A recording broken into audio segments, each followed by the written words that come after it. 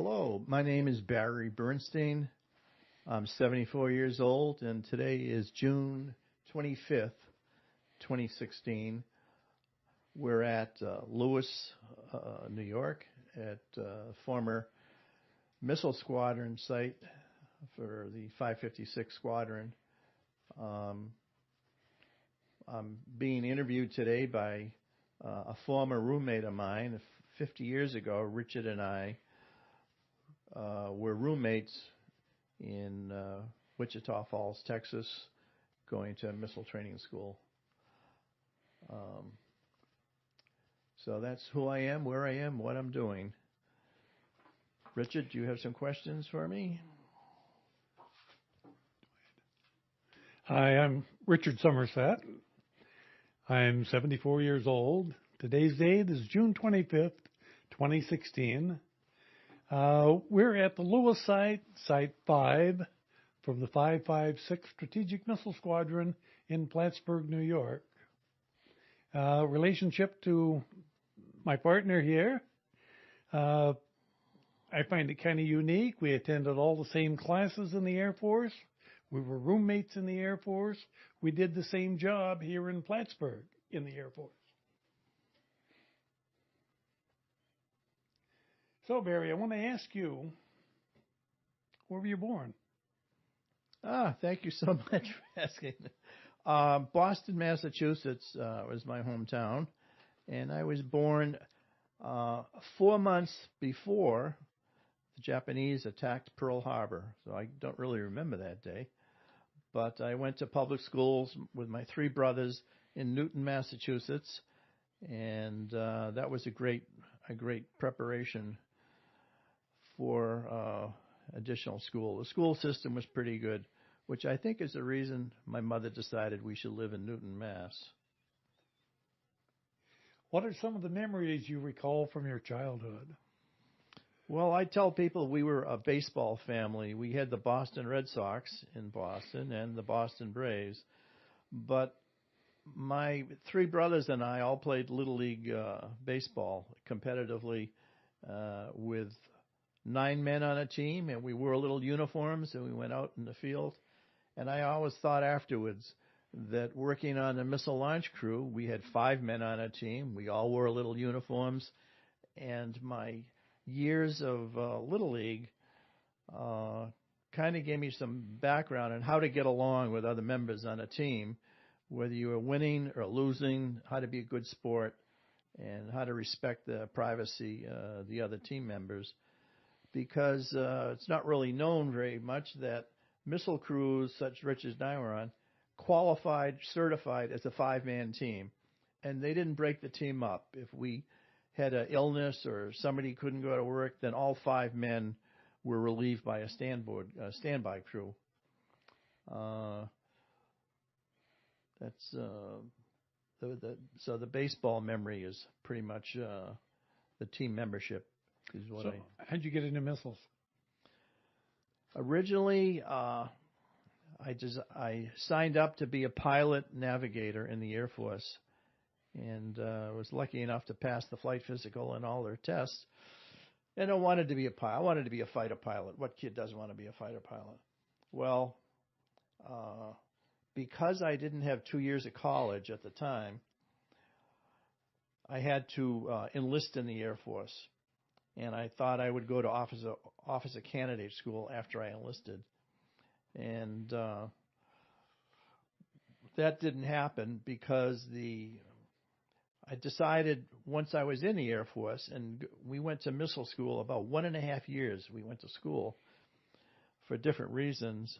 And at the end of the year and a half, I decided I would do the 4 years and then get out. At which time I went back to college. So when I signed up for the Air Force, they gave us aptitude and interest tests, and on mechanical, electrical, general, administrative, not knowing what the Air Force needed for the job we ended up on, ballistic missile analyst technician. They needed somebody who was pretty hot in all 4 subjects. Richard and I pretty much aced all tests in all 4 subjects.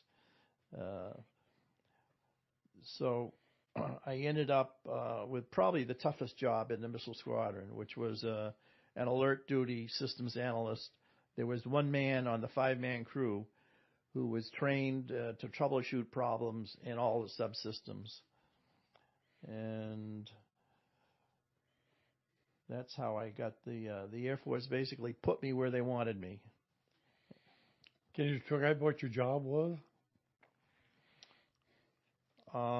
Yeah, the BMAT on a launch crew, and they were also analysts in maintenance. We had two areas of responsibility. One was troubleshooting system failures. The other one, which is really what all the training in school had to do with troubleshooting system failures. The other half of the job was emergency war orders, the EWO procedures. So the way our country goes to war, or at least that time did, the President of the United States is the only person in the country who can authorize the use of nuclear weapons. And when he decides to go, he sends through SAC headquarters a message to the missile crews and the bombers which have to be copied, decoded, and authenticated by two officers or two members of the crew. So this is called the EWO procedures. And because on a good day, a good tour of duty, which was 30 hours long, the officers and the BMAT, we were BMATs, would get a couple of hours of sleep. So when one of the officers was sleeping, the BMAT would sit at the console and do the copy, decode, and authenticate in case there was a message. And to keep us on our toes, they would always send test messages and practice messages and exercise messages. So that was the part of the job on EWO procedures, highly classified and not part of tech school.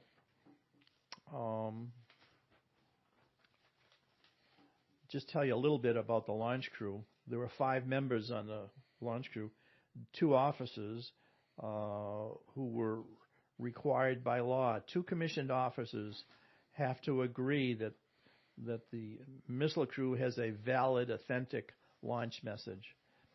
And again, if one officer is sleeping, then the BMAT would fill in, and then the officer would verify that the message was a good message. One specialist on the launch crew was electrical power production. The missile site had 2 500-kilowatt generators, so we made our own electricity. We also had a missile facilities technician who handled the majority of failures, equipment failures, were heating, air conditioning, ventilation, water systems, that type of thing. So his abbreviation was MFT. We had a deputy commander, normally a lieutenant, and a commander, normally a captain or a major. And the BMAT, who was the jack of all trades and would help out with the war procedures. So that's it. We had the EWO procedures and we had the maintenance and troubleshooting.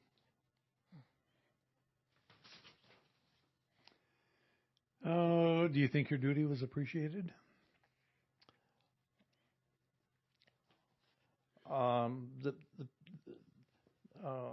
Okay. I think the only people who appreciated what we actually did were people in missile operations who had a familiarity with the system and how our country went to war, and the pressure on the crews to work in such a dangerous environment. I haven't talked about it, that the silo was a hole in the ground 180 feet deep.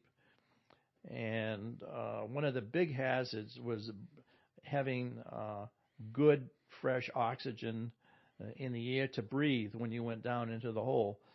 So there were automatic systems to monitor the breathing level for oxygen in the silo. And that particular subsystem gave us most of the failures, to be oxygen level high, oxygen level low.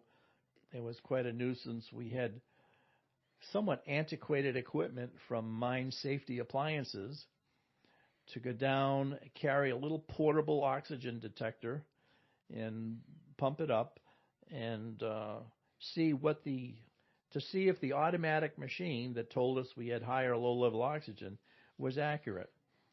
And of course, you had to wear a breathing apparatus, a Scott Air Pack, 30-minute air pack. So that encumbers you, and you've got the portable oxygen detector. It was kind of a nuisance, but that equipment was really from the mining industry, not from the missile industry. So it was kind of antiquated.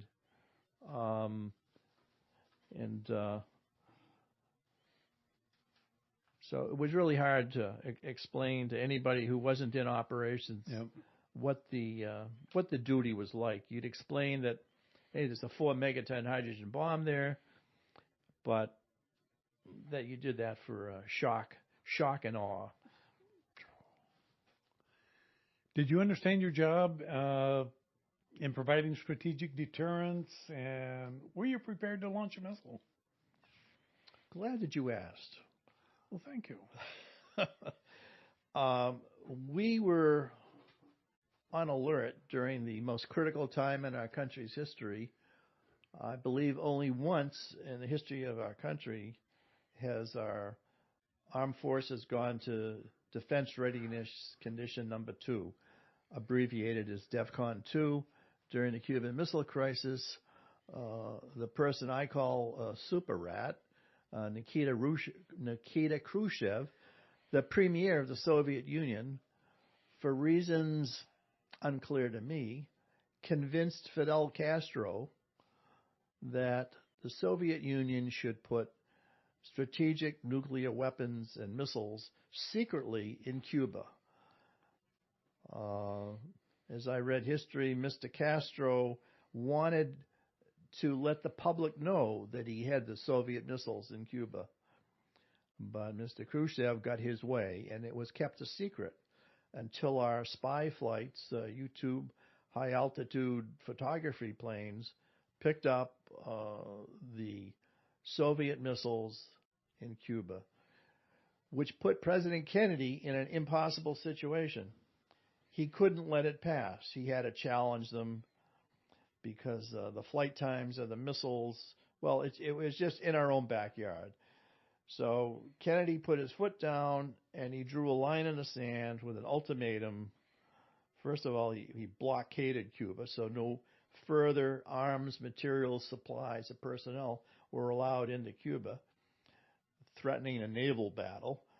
And eventually, Mr. Khrushchev, and I'm being very polite when I say Mr. Khrushchev, saw the light and decided to pull out his missiles out of Cuba, thus relieving the tension in the world. And the reason I am angry about Mr. Khrushchev is that I go into Wikipedia today to read the entries, what history states, according to Wikipedia, about Nikita Khrushchev. And to my dismay, it mentions almost nothing about the fact that Khrushchev placed the entire planet Earth at risk of total nuclear destruction when we were working right here in that year. Anyway, so that's one of my pet peeves about the strategic deterrence. Up until the Cuban Missile Crisis, the U.S. and the Soviet Union, they had games in the Iron Curtain was up, and Germany had been divided off, and so forth. But the Soviet Union had been behaving. This is somewhat analogous to the nutbag we have in North Korea today. That impossible situation that President Kennedy had. So some people in history think that the Cuban Missile Crisis only lasted 7 days or 10 days. What the public doesn't appreciate is that for a year afterwards, SAC stayed at a very high level of alert and readiness because nobody knew Nobody knew what the Soviets were going to do next week or next month. It was a mystery. There was no assurance that they would, quote, behave. And it turns out that we didn't have to use our nuclear weapons, but I'm here to tell you it was very, very close for no good reason. And I wish the history books would get the story straight. Well, thank you, Barry. It's Thank been a you. pleasure. Thank you, Richard. And I'm going to be asking you now some questions. Richard, now where were you born and where did you grow up? I was born in Del Norte, Colorado, the day before they bombed Pearl Harbor. We ended up moving back to Oklahoma. Due to asthma, we moved to Idaho. So I grew up in Idaho and enjoyed my life immensely because spent summers in swimsuits, going to the parks, taking swimming lessons in the morning, afternoon, evening. I mean, I just enjoyed life. So You were part fish, it sounds like. that's true. Loved it. Richard, how did you end up in missile duty from all this swimming activity? This Did is you a long take a story. wrong turn somewhere? It was another wrong turn. A friend of mine had already graduated from high school, but this friend decided he was going to take the AQE test for qualification to get into the Air Force. And I didn't have anything going on, so I said, gee, I'll go over with you and bum around Twin Falls when you take the test. Got over there and found out I had 23 cents in my pocket. Twin Falls, Idaho, is that Twin correct? Falls, Idaho. Okay. So finally I said, what am I going to do? 23 cents, I can't go shopping, I can't buy lunch. So I went to the recruiter and says, can I take the test too? It gives me something to do. So I sat down and took the test, and a lot of the questions I had no idea what the answers would be, but logically, like a certain gear from the 4 answers they had, I guessed. And lo and behold, I got the highest scores ever given out of Southern Idaho in all 4 categories in the AQE test. What were those categories, Richard? Okay, the categories were mechanics. I got 95 in that. Electronics, 95 in that. General, I think I got a 90 and 85 in administrative. So I wasn't really, administrative type. I ended up on an administrative field in some ways. Sounds like you aced all 4 tests. Did the recruiter try to tie you up and restrain you at that point? He was calling every 2 days wanting to know when I could go. And I really wasn't planning on going. But finally I said, well, maybe I should. I'm not saving money for college, and the Air Force at least would be a form of education and give me a heads up. So I finally decided to go into the Air Force, and that was the 30th of January of 1961. So you raised your right hand and said, I do. Well, we were sent from Twin Falls down to Fort Douglas in Utah, south of Salt Lake City, given a physical, sworn in, put on a plane, flew overnight to Lackland, and was met at the airport by the TI, who wouldn't let us go to bed or sleep. We had to go directly into basic training. So that's Lackland Air Force Base in San Antonio, right. And the TI is a technical instructor, drill instructor. Is that right? Yes. Okay. So you're in How did you like San Antonio? Well, from what I got to see of it, when Basic would let us out, it was quite an interesting place. How often do you get to see things like the Alamo, which you'd never heard of until you got down there, or the Riverwalk? It was interesting. Okay, so you're in the Air Force now. Tell us a little bit about your job or the jobs you had in missiles. Okay, I'm going to back up just a second here. From Lackland, I went to basic electronics at Shepherd Air Force Base in Wichita Falls. That's where I met Barry and about 10 other guys. And we completed electronics. And then went into Atlas D flight control. And then we had Atlas F flight control. And then Barry and about 10 of us were shipped out to Dyess Air Force Base, Abilene, Texas.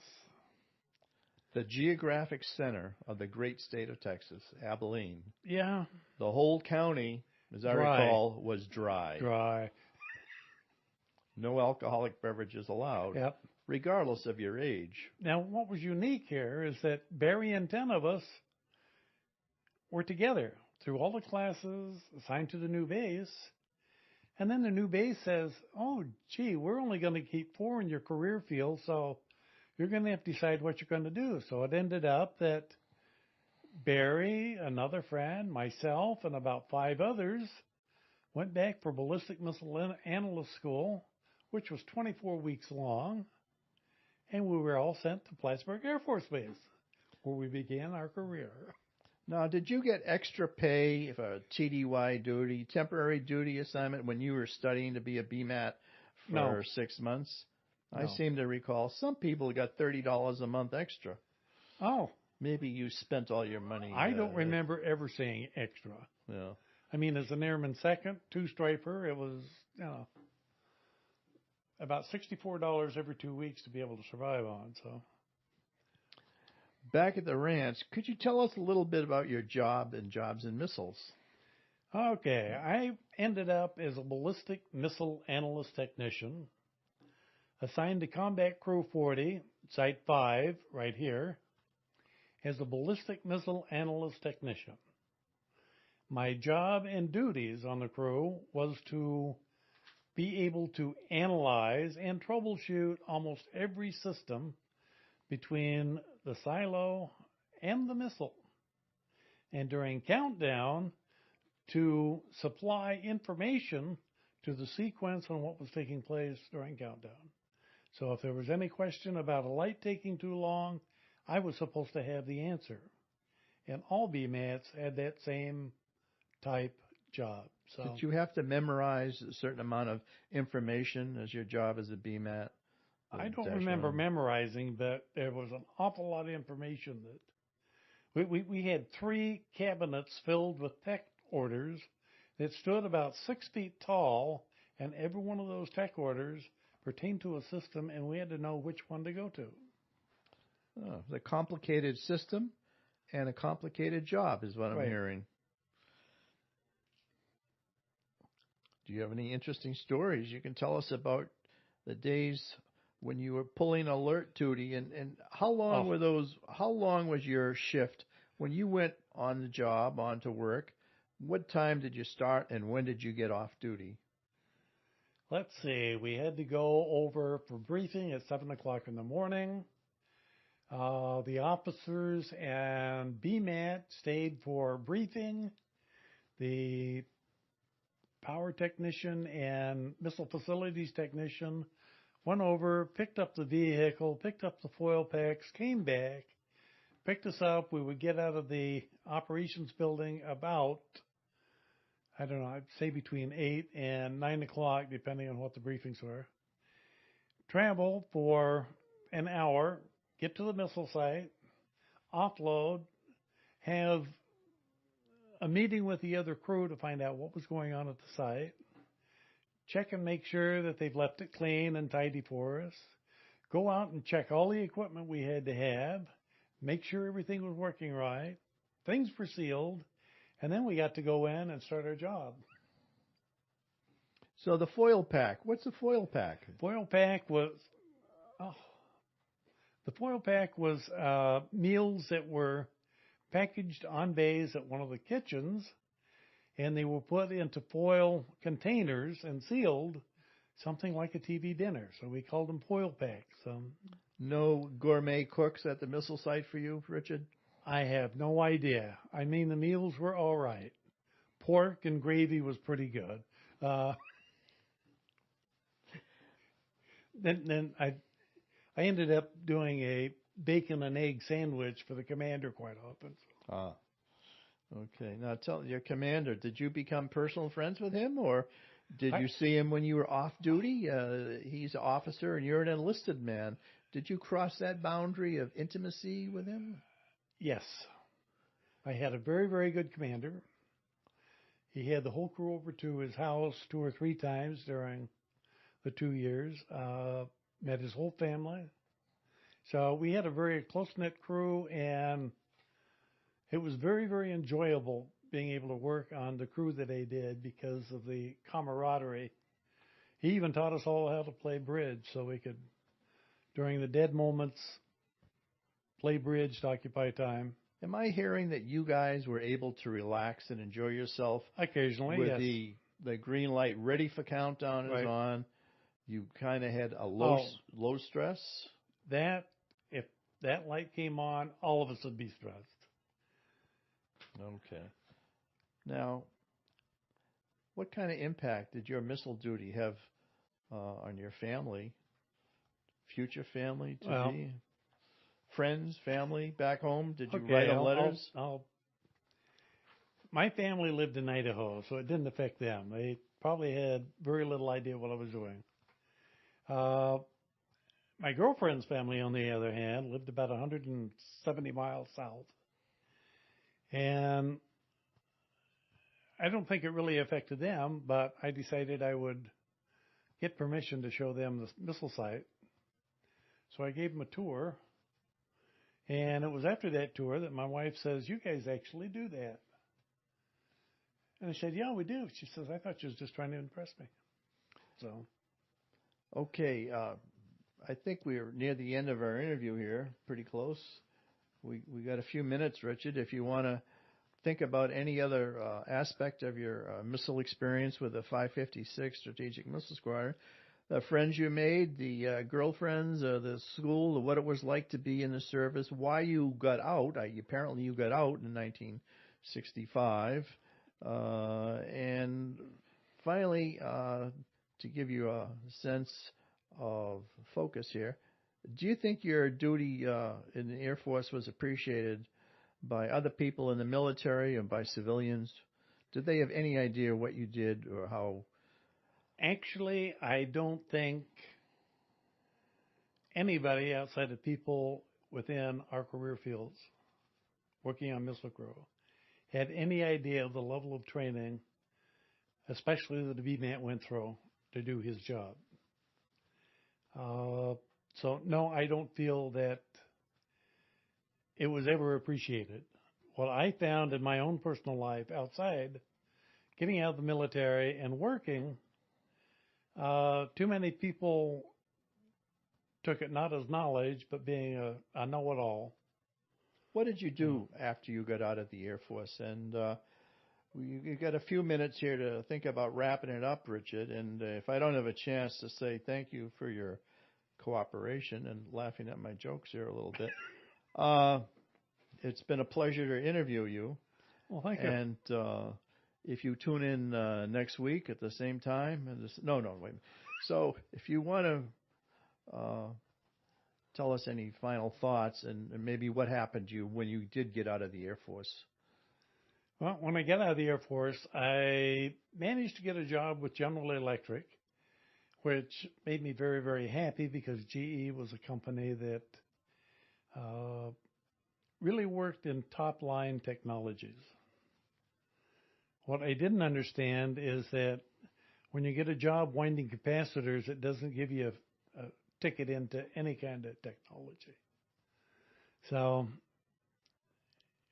I felt in many ways that my training by the Air Force started going to waste. But I was lucky. I got into planning expansions to a lot of different operations within GE, and I found a lot of the education from being in the missile field applied to a lot of industry. So I think it really paid off to myself. It just didn't bring in any extra money, but yes, I enjoyed it. Probably the best time of my life was Air Force because not only felt important, felt I was doing an important job. So, and thank you for interviewing. Final word, Richard. Tell us about your Air Force Reserve time, as I see you have quite a few more chevrons on your sleeve than when I knew you in the Plattsburgh years. Well, when I was out for 9 years and decided to join the Air National Guard because I thought a second income would be very handy. I went into disaster preparedness, which is a safety field, and due to the hazardous things within the missiles, I felt that that was the only thing that really qualified me to go into it. So disaster preparedness is planning around any kind of disaster. Also got into the nuclear shelter, which goes back to a lot of the missile fields. So it worked out great until I had a guy working for me that didn't want to do the job. He was a rifted pilot. His friend was the squadron commander, and I ended up getting moved into mortuary affairs. So that's a deadly subject. Just tell us what rifted pilot means. Some don't understand. Okay, a rifted pilot is somebody that, let's say, is a captain. He has, I think, 3 years to make promotion to major, and since he didn't make the promotion, he was busted back to a staff sergeant, just like any other enlisted person. Right. And that's what rifted does to you.